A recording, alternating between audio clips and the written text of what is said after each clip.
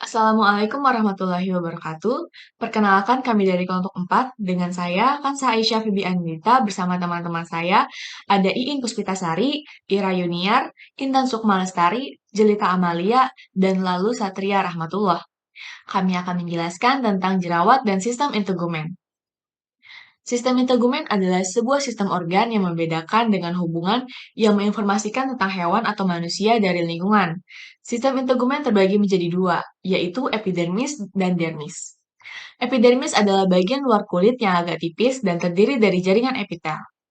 Epidermis terdiri dari 5 lapisan, yaitu stratum basalis atau stratum germinativum, stratum spinosum, stratum granulosum, stratum lucidum, dan stratum corneum.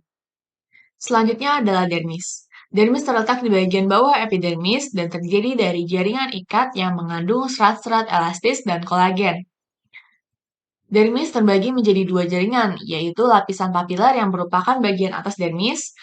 Terdapat pembuluh darah kapiler dan korpus Meissner atau reseptor raba dan mengandung papila dermis. Sementara itu, lapisan retikuler yang merupakan bagian bawah dermis mengandung folikel rambut, kelenjar sebacea atau lemak, kelenjar keringat, dan korpus Pacini atau reseptor tekanan.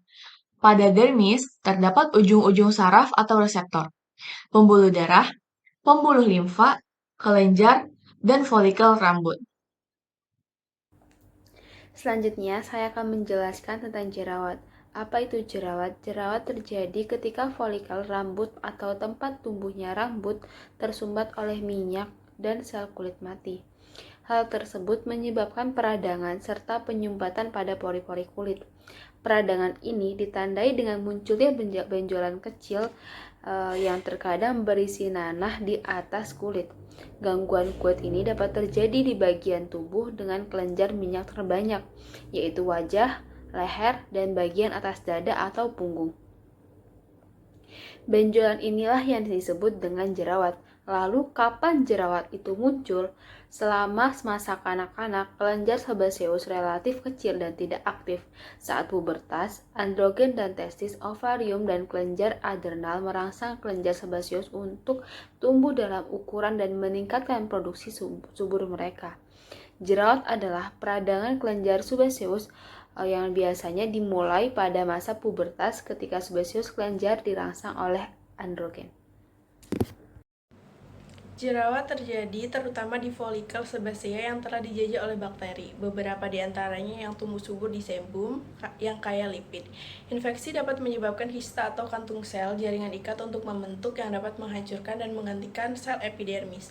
Kondisi ini yang disebut jerawat kistik dapat terjadi secara permanen melukai epidermis.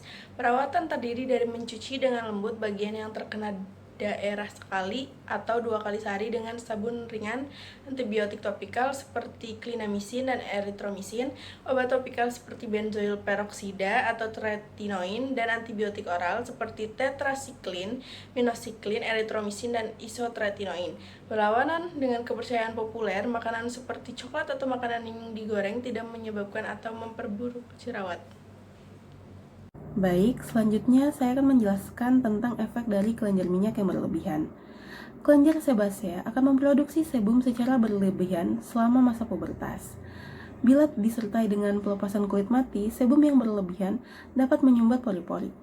Pori-pori yang tersumbat dapat menjadi tempat berkembangnya bakteri seperti Staphylococcus aureus dan Propionibacterium acne.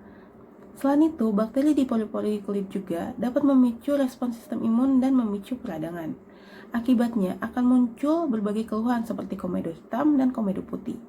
Jerawat muncul seringkali terjadi pada masa pubertas karena perubahan hormon, misalnya hormon androgen yang meningkat. Penelitian menunjukkan bahwa sebanyak 85% populasi manusia mengalami jerawat pada usia 12-25 tahun. Di sini saya akan menjelaskan tentang bagaimana jerawat itu bisa muncul. Jadi, jerawat muncul pada saat kelenjar minyak kulit itu terlalu aktif, sehingga pori-pori kulit akan tersumbat oleh timbunan lemak yang berlebihan. Jika timbunan itu bercampur dengan keringat, debu, dan kotoran lain, maka akan menyebabkan timbunan lemak dengan bintik hitam di atasnya yang disebut dengan komedo. Jika pada komedo itu terdapat infeksi bakteri, maka terjadilah peradangan yang dikenal dengan jerawat. Peradangan itu ditimbulkan oleh bakteri seperti Propionibacterium acne, Staphylococcus epidermis, dan Staphylococcus aureus. Dan juga kelebihan produksi minyak oleh kelenjar minyak menyebabkan penyumbatan saluran folikel rambut dan pori kulit. Kemudian, tumpukan berlebih dari minyak tersebut ditumbuhi oleh bakteri, sehingga terjadilah radang atau jerawat. Di sini saya akan menjelaskan tentang macam-macam jerawat. Yang pertama itulah komedo. Komedo itu sendiri dibagi menjadi dua, yaitu komedo terbuka atau whitehead dan komedo tertutup atau blackhead. Komedo blackhead sendiri adalah itu benjolan hitam yang sering muncul di area hidung. Blackhead komedo terjadi karena folikel rambut terbuka, tersumbat minyak. Blackhead komedo terlihat seperti bintik hitam, tetapi tidak menimbulkan rasa sakit. Jenis jerawat ini biasa disebut dengan jerawat ringan karena tidak menyebabkan peradangan yang menghasilkan kemerahan pada kulit. Yang kedua adalah komedo tertutup atau whitehead. Whitehead komedo ini sendiri adalah jenis jerawat yang terjadi terjadi karena pori-porinya itu disumbat oleh minyak dan juga sel kulit mati. Penyumbatan ini mampu menutupi seluruh permukaan pori-pori, karena itulah jerawat ini juga sering susah diobati. White komedo ini itu terlihat seperti benjolan putih, tapi bentuk ukurannya itu kecil. Whitehead komedo ini juga sering terjadi pada wanita dari segala usia saat pubertas, menstruasi, kehamilan, dan menopause. Jadi yang kedua itu adalah jerawat biasa atau tonjolan kecil berwarna pink, kemerahan. Dan terakhir adalah jerawat batu atau jagung, disebut juga dengan cystic acne.